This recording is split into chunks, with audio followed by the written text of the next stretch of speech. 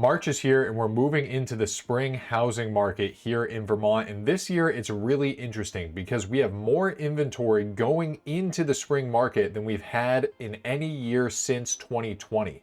So the market is slowing. We've been talking about that for a few months now. It's officially a balanced market and inventory is building up across the state. Now we're rolling into the spring season where the majority of listings hit the market, and we already have more inventory than what we've seen in years past. So this spring, it's going to be a very interesting time. It's going to be a very nuanced time in the housing market. Across the state, we have about 5 months supply of inventory. Here in Chittenden County, we have about 3.5 months supply. Now, even though the stats say it's balanced, it's a little bit more nuanced than that. What we have right now is we have low supply, but we also have low demand.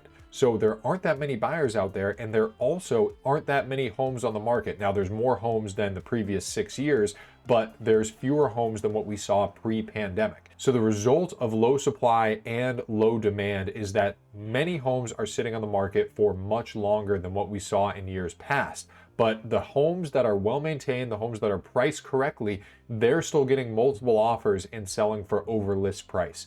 We're going to dive deep into the stats here in this video so you know exactly what's going on in the Vermont housing market, which will give you an edge up on your competition, whether you're a buyer or a seller out there. Now, before we get into it, my name is Liam O'Reilly. I'm a realtor here in Vermont with Jerry Riley Real Estate. If you're looking to buy or sell this spring, reach out to me directly. All of my contact information is in the description below, and I would be happy to help you.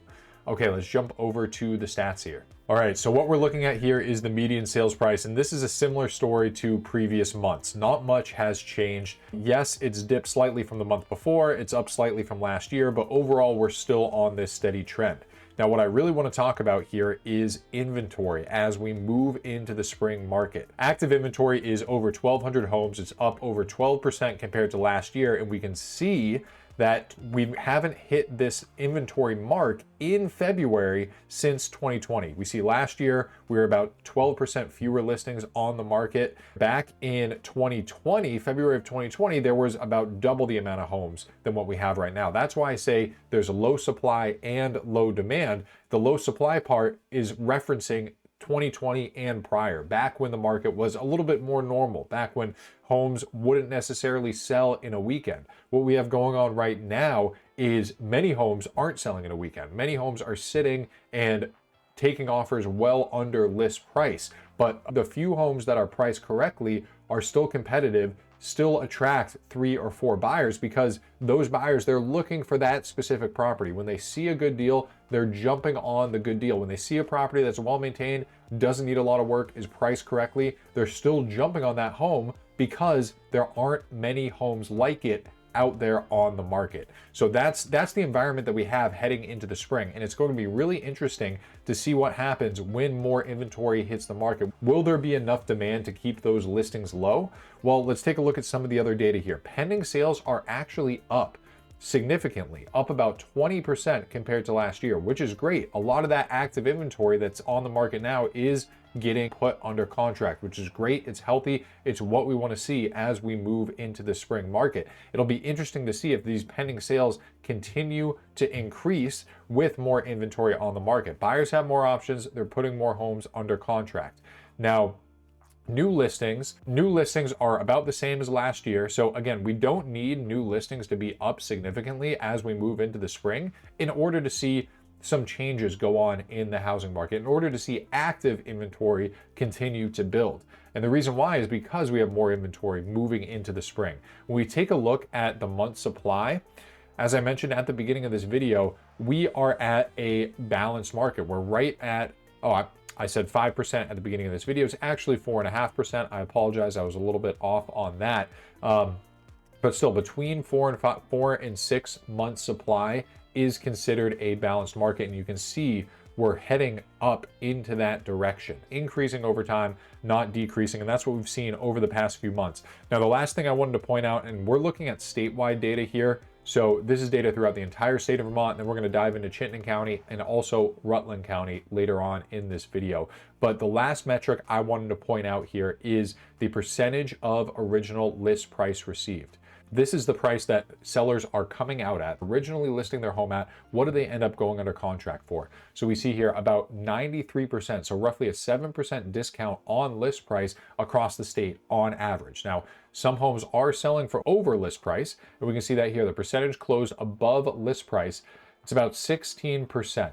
So 1 out of every 6 homes or so is selling for over list price. And again, these tend to be the homes that are priced right. They're not underpriced. They're not overpriced. They're priced correctly, and they're well maintained. There's not many of those properties out there. Now, when we dive into Chittenden County specifically, we see some very similar things, but some very interesting things to watch as we move into the spring market here. So median sales price, yes, it dipped, but seasonal, few closings here in February. So it's not a huge concern. I don't think there's anything major or prices are crashing here in Chittenden County by any means.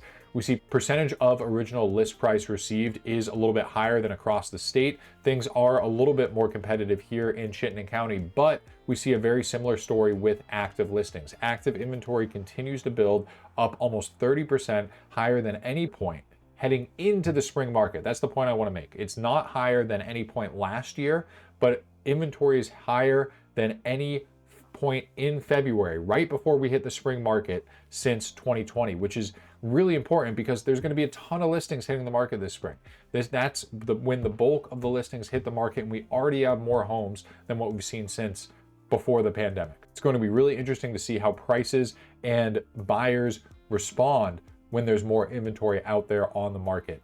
So the important thing to note is if you're a buyer out there and you have been looking for a home for a long time, it's not a bad idea to throw an offer out there at one of these properties that's been on the market for 3 months. See what the sellers say. You don't know what the seller's situation is, and it's tough to get a read on how motivated they are to sell their home without putting the offer in front of them. Once you put that offer in front of them, the worst thing they can say is no, and then if they say no, you can move on and continue on with your home search. Taking a quick look at Rutland County here, we see median sales price, big dip, but again, they have even fewer sales than Chittenden County. Only 28 sales closed in February, so very small sample size. I don't think we can gain a lot of information from the median sales price in particular, but the one thing I wanted to focus on here in Rutland County is the percentage of original list price received. This is lower than Chittenden County, lower than the statewide data, 89% of original list price received. So sellers are taking about an 11%